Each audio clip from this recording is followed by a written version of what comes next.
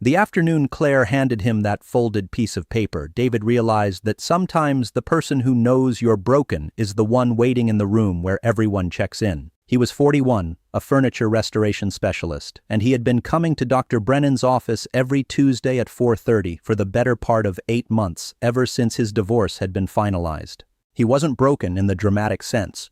No one had cheated. No one had thrown dishes or screamed in parking lots. It had just quietly ended the way a candle burns out when no one is watching. His ex-wife had loved the idea of a man who worked with his hands until she realized that working with your hands meant sawdust in the truck bed and appointments that ran late because someone's grandmother's dresser deserved more than a rush job.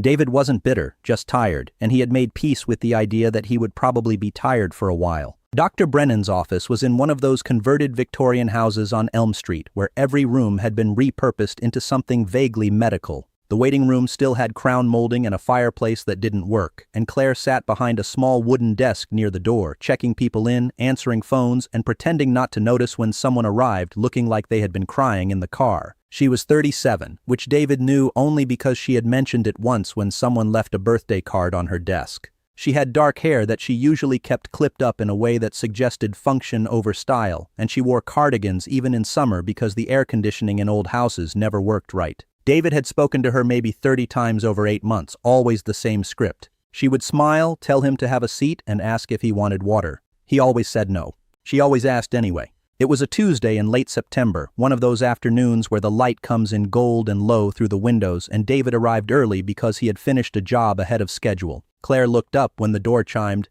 and for just a second something passed across her face that he didn't recognize. She recovered quickly, smiled, and said, "You're early." "That's a first." He shrugged and set his jacket on the chair. "Finished sanding a table. Figured I'd just come over." She nodded and returned to whatever she had been typing.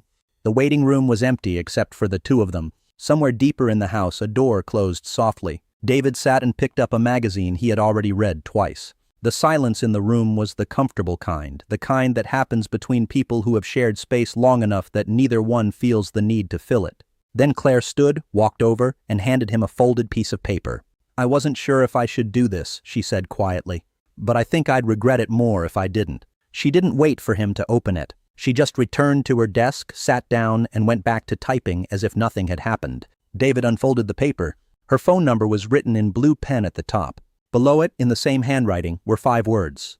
"Call me after hours." He looked up. She was staring at her screen, but her hands had stopped moving on the keyboard. He folded the paper again and slipped it into his shirt pocket. "Okay," he said. She glanced over just for a second, and the corner of her mouth lifted. "Okay," she repeated. The door to Dr. Brennan's office opened, and the doctor stepped out, smiling the way therapists do when they are about to pretend they didn't notice anything unusual. "David, come on back." David stood, picked up his jacket, and followed him down the hall. He didn't look back at Claire, but he felt the folded paper against his chest for the entire 50 minutes. That night, David sat in his kitchen with a beer he wasn't drinking and the piece of paper unfolded on the table in front of him. His apartment was small, clean, and mostly empty in the way that places feel when someone has recently divided their belongings and taken only what was theirs. He had a couch, a bed, a table, and a coffee maker. The rest was still in boxes he hadn't opened because he wasn't sure where anything was supposed to go yet. The paper sat under the overhead light like evidence. He read the line again. "Call me after hours." It wasn't flirtatious. It wasn't cute. It was direct, and that was what made it hard to dismiss. He pulled out his phone, entered her number, and stared at the screen for longer than he would have admitted. Then he pressed call. She answered on the second ring. "Hi." Her voice was quieter than it was at the desk, a little less controlled. "Hi," he said back. "I wasn't sure you'd actually call." He leaned back in his chair and looked at the ceiling. "I wasn't either." She laughed, just a breath of sound. "That's honest." They were quiet for a moment, and David heard something in the background on her end, maybe a television or music turned low. "Can I ask why you gave me your number?" he said.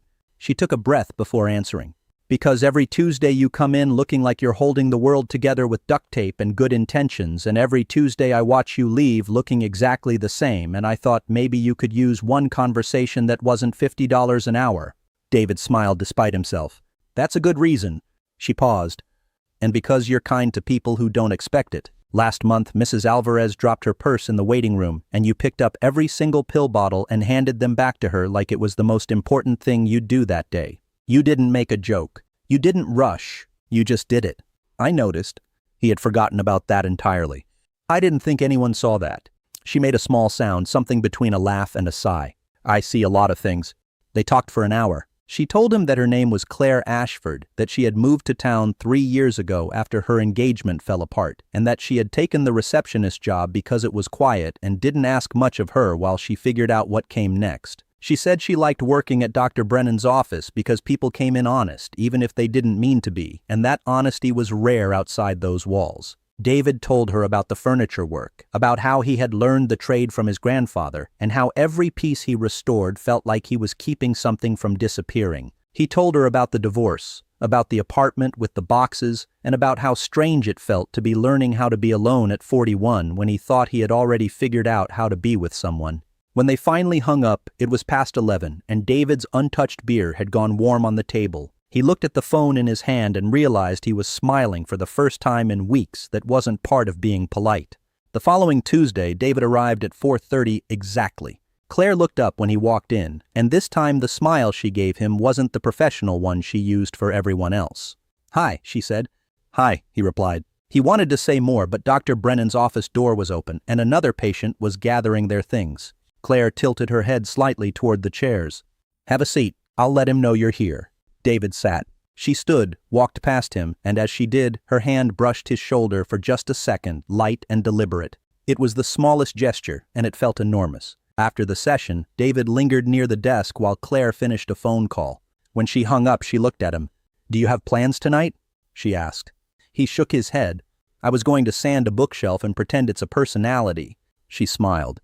"There's a coffee shop 2 blocks from here that stays open late. I get off in 20 minutes. If you wanted to wait." He didn't even hesitate. "I'll wait."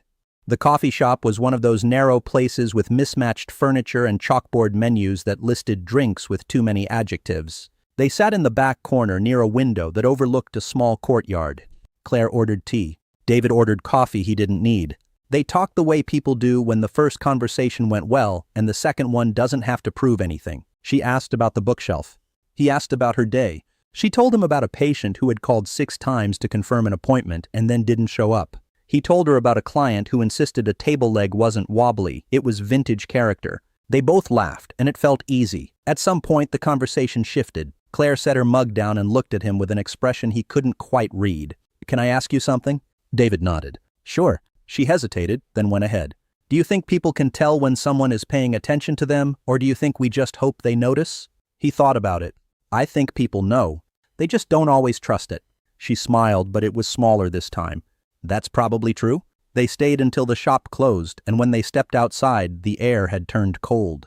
Claire pulled her cardigan tighter and looked up at the sky. "I should get home," she said, but she didn't move. David glanced at her. "Can I walk you to your car?" She nodded.